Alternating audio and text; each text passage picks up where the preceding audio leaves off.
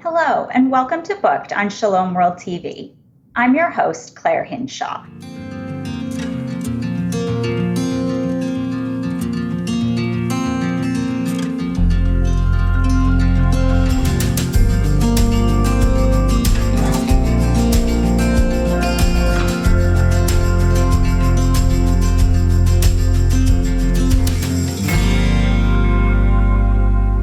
Today we are speaking with Matthew Warner, the founder of Flocknote, an innovative communication and all-in-one software solution helping over 10,000 churches and dioceses better connect with their flocks. Matthew is on a mission to help the church communicate better, spending the last 20 years on pastoral councils, leading ministries, and traveling all over the country, speaking to thousands of church leaders, podcasting, blogging, writing books, and creating innovative media projects that have engaged countless people. Matthew writes at backtothehome.com and is the author of Messy and Foolish: How to Make a Mess, Be a Fool, and Evangelize the World, as well as Why They Follow, which we'll be discussing tonight. Matthew, his wife, and their 6 children hang their hats in Texas.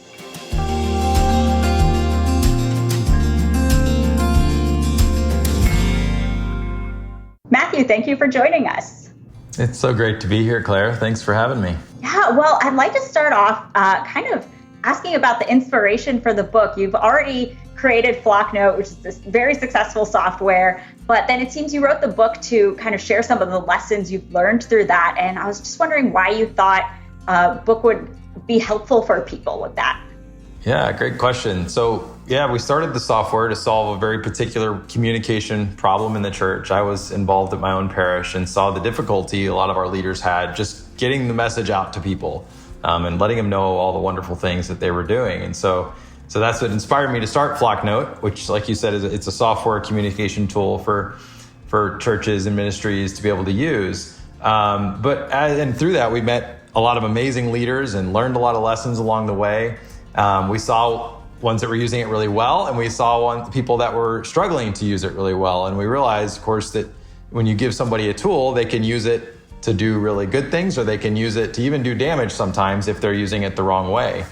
And so we learned pretty quickly that just as it's important to give them the right tools, it's also important to equip them to know how to use them well. And so over the years, we've collected a lot of lessons of things, best practices, and again, we've seen what works and what doesn't. And, in the church, we realize it's important to make sure our leaders have good theology, good moral teaching, they understand liturgy, pastoral ministry, discipleship, and all these skills, which are really important. But there's actually sort of a linchpin skill, I think, for all of them, and that's communication. And that to be able to utilize all of those skills really well, you need to be a great communicator also.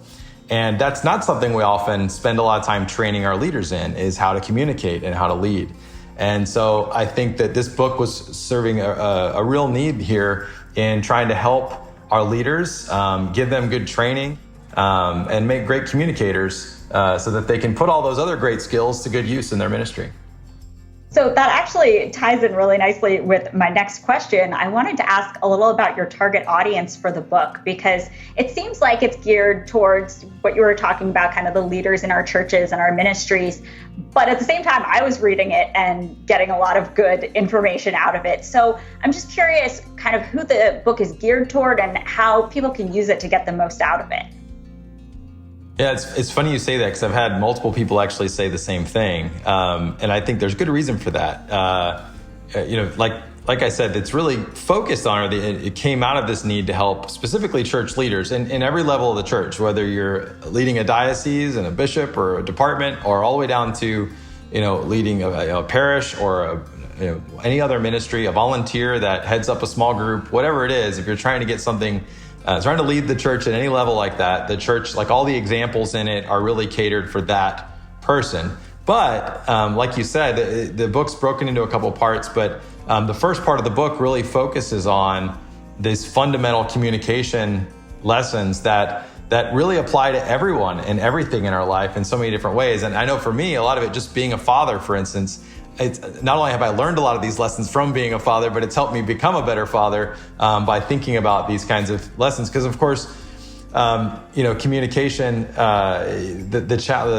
as leaders of our families, we're leaders of our families, of our children, of our peers, of our neighbors in different ways. And of course, we're called to communicate with them. We have this duty to transmit and communicate the faith down to them. And so a lot of these same lessons apply. And of course, that's something our culture has struggled with a lot right now, is transmitting the faith, communicating the faith to the next generation or to our families, to our peers. So yeah, I've had same responses from some other people as well to say this is something that applies to so many other areas of our lives.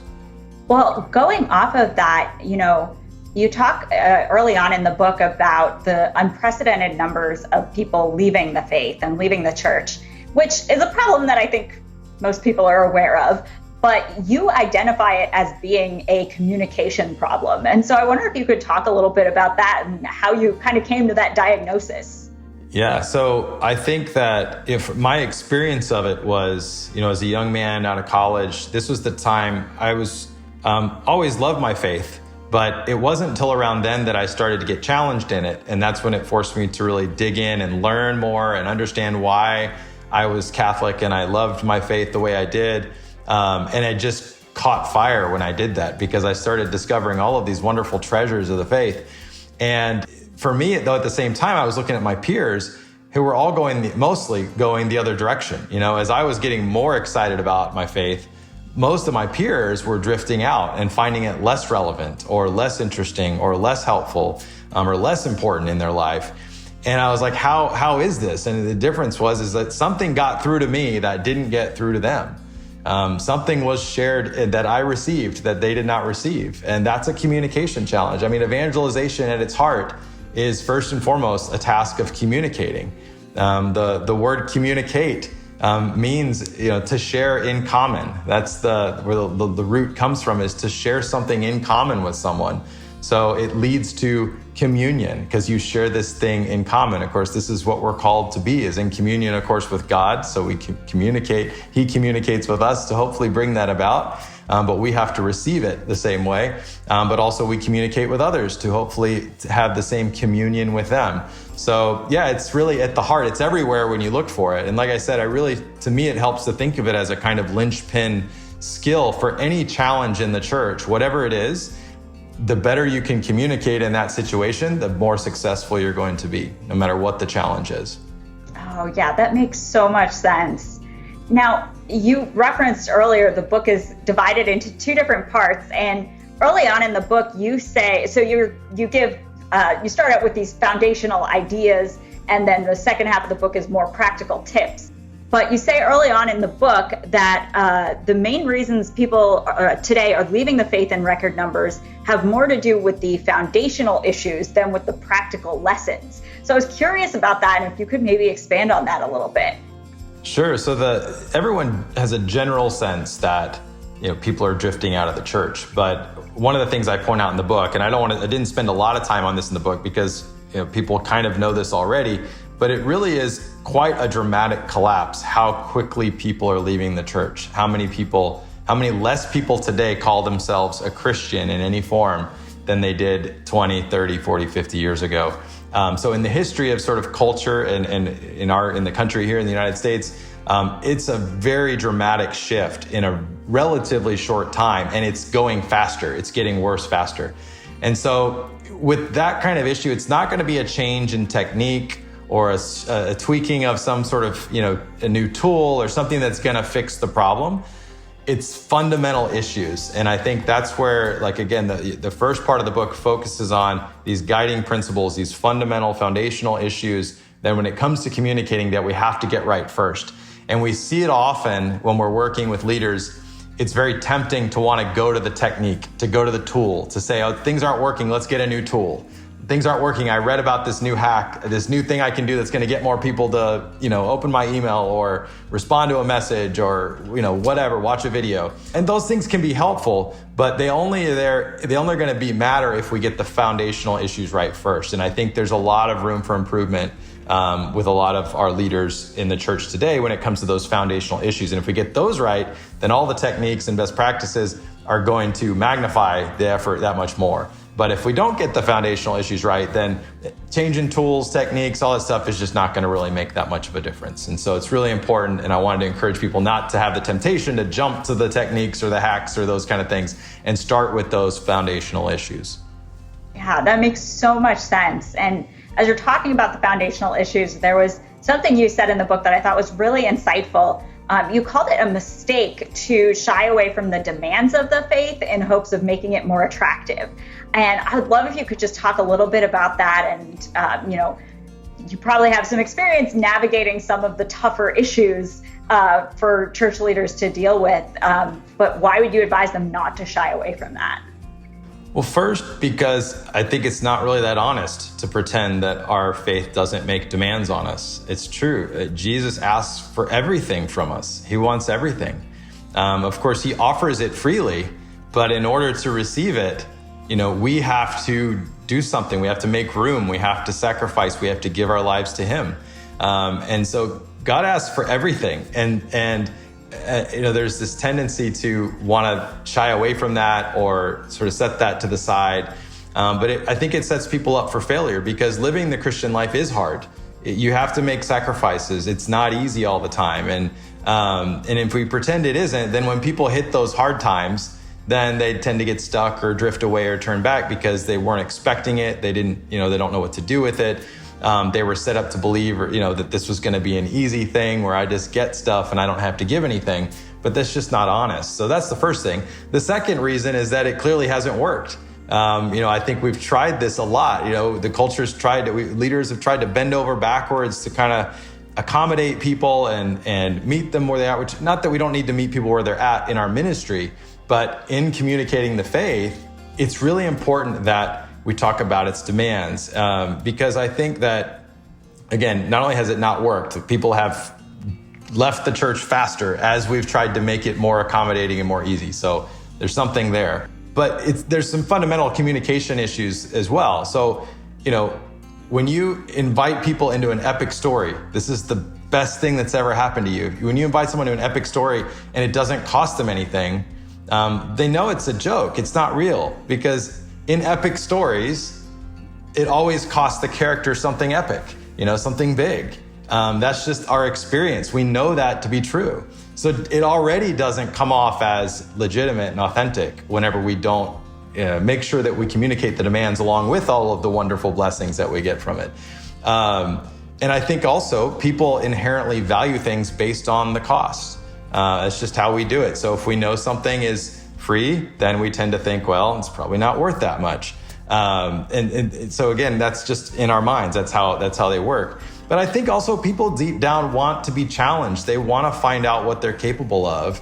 And we need leaders and mentors and the people in our lives to call us to it, to expect us and to help us along the way and to support us in that effort, but to call us and demand that from us. That we're called to something big and meaningful. We're hungry for it, and it's deeply satisfying when we do those things and we make we make those sacrifices. We know that they're worth it, and we've been there, and so we want to encourage other people to do the same thing. So I think we know deep down that we were made for this gift of perfect love, to give ourselves to something, to someone completely. And so when we look and we're surveying the many different philosophies of the world and trying to figure out which one's true, we know that the true one is going to demand everything and be worth everything.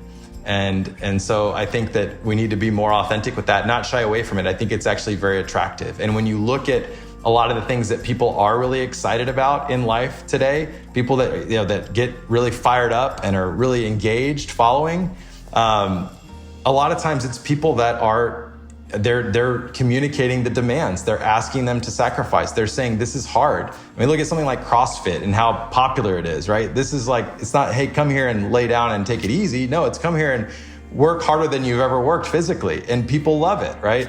So I think there's some lessons we can learn from some of that. Our faith has that built in, but we've just sort of set it to the side too much, I think. And I think that's hurt us. Oh, wow. That was an amazing answer. Thank you for sharing all that.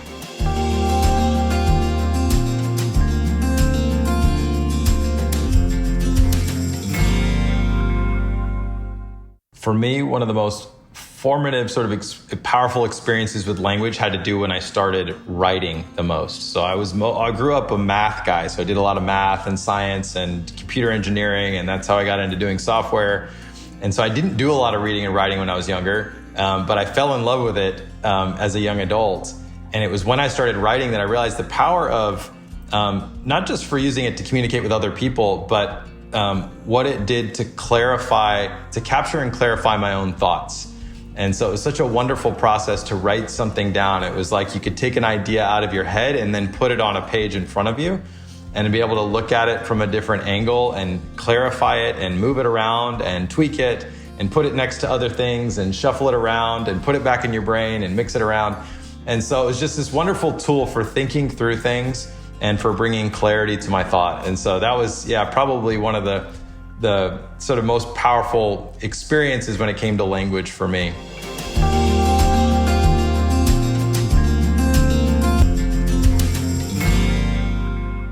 Well, this book, I haven't written a ton of books. Most of the writings I've done another short book, and then a lot of writing of blog posts and articles and things like that. So this was a very different process, writing a book that was a full-length big book.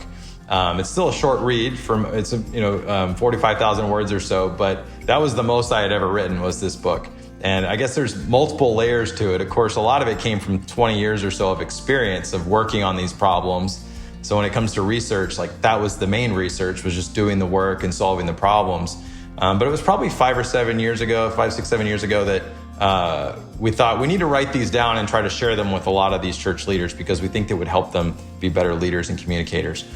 And so I started I'd think of an idea and I'd throw it in a folder, and it just sort of all collected, and it was a total mess. But it was a few years ago, I started trying to piece it together. So it was a lot of writing, fleshing things out, developing ideas to see how they came together.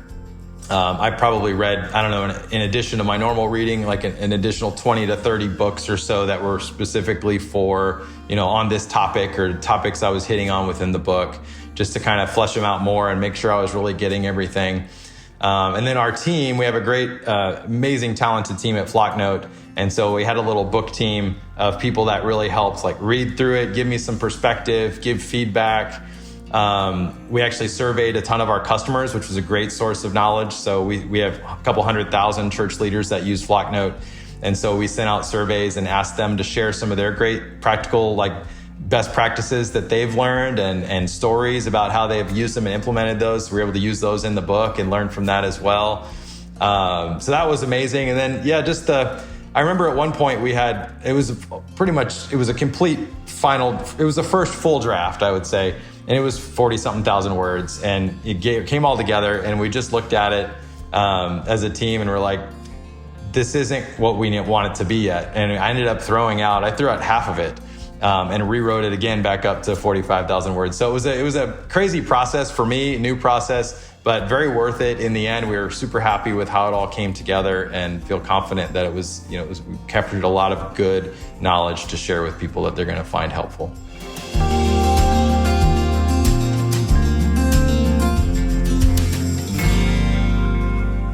Ooh, so Chesterton's always my top answer for that. Everlasting Man's my favorite book of all time. Orthodoxy, of course, as well.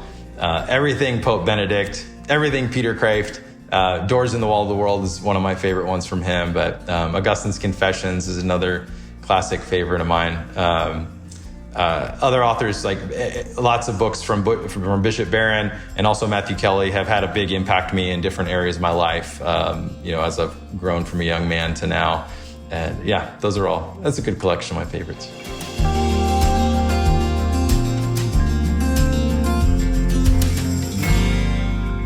So stories are special, I think, and really powerful because you encounter truth in them in a unique way. When we do technical writing and the facts and the evidence and all of that is very helpful too. And I do that. That's mostly what I do.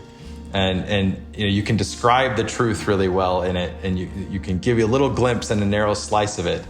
But you're still just describing it, I think. But in a story, you encounter truth. And it's in a way that respects the integrity of the whole truth and its deeper mystery and all that. So stories are amazing. And I try to do better using more of those in the teaching, and you had some good stories we shared in the book as well that I think demonstrate that.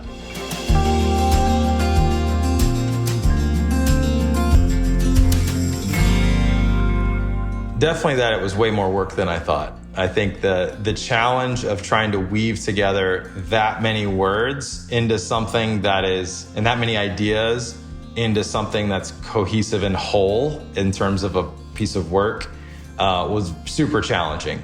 So that was where a lot of the time was, because we had a lot of individual lessons. We had a lot of things that we could share that would help people. But it was the work of finding the common threads that wove them together and put them into sort of different categories and help people process them and categorize them so that they can, put them in the right place in their tool belt and be able to actually make use of them, and not rather than be overwhelmed with them. So I think we were able to do that really well, but that was a lot harder than I thought and took a lot more time.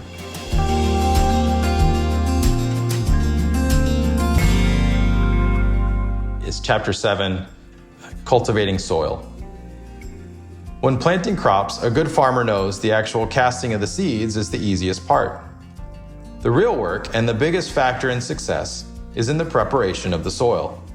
It's easy to think we're just supposed to scatter seeds, but much of our work of communicating is in cultivating soil.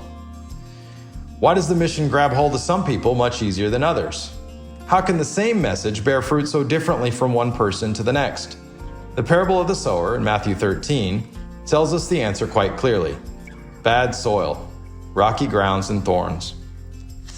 C.S. Lewis put it another way, saying that God shows much more of himself to some people than to others, not because he has favorites, but because it is impossible for him to show himself to a man whose whole mind and character are in the wrong condition.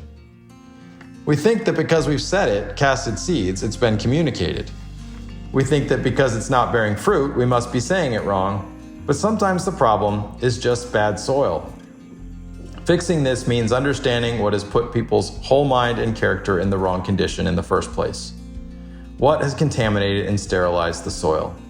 Here are some answers. And the chapter goes on to explain all that.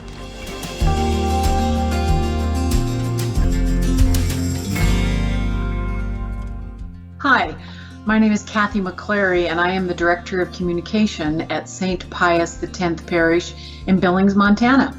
And I am delighted to share with you my ideas and thoughts and enjoyment of the book that Matthew Warner has written, Why They Follow. Probably my favorite part of the book was when the chapter started out with, we began with our bulletins, and everybody read our bulletins.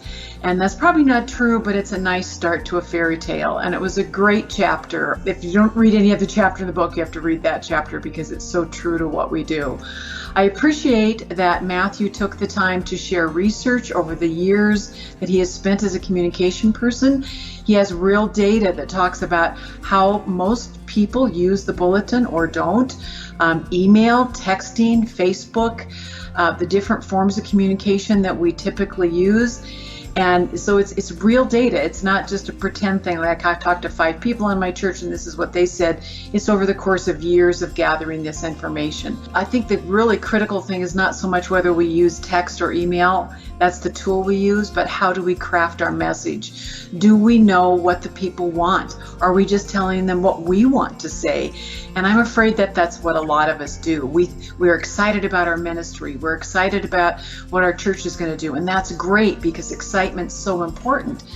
But we also have to be able to get the other people excited. Do they understand the why? Do they understand what our mission is and our drive? And if we aren't making that message clear, all the great tools in the world aren't going to work. So he mixes the practical, the theoretical, and the philosophy of communication with the tools. And I think that's critically important and makes it a really easy to read story. Also, I like that each chapter ends with quick summary, some great ideas of how to put all of that to work. And it's a practical guide that we can actually use. I truly hope you'll read the book. I know you're going to want to share it with other people. So please read Why They Follow by Matthew Warner. You won't regret it. God bless. Matthew, thank you so much for being with us. It's really been great talking with you. Sarah, it was great to be here. Thank you again.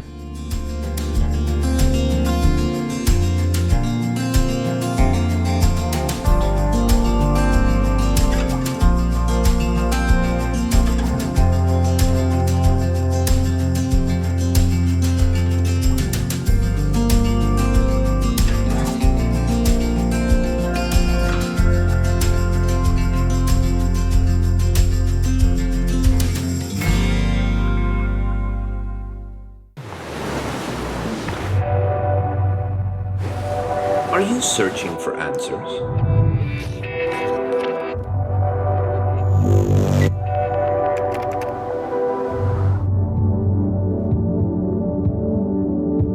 Discover your true identity.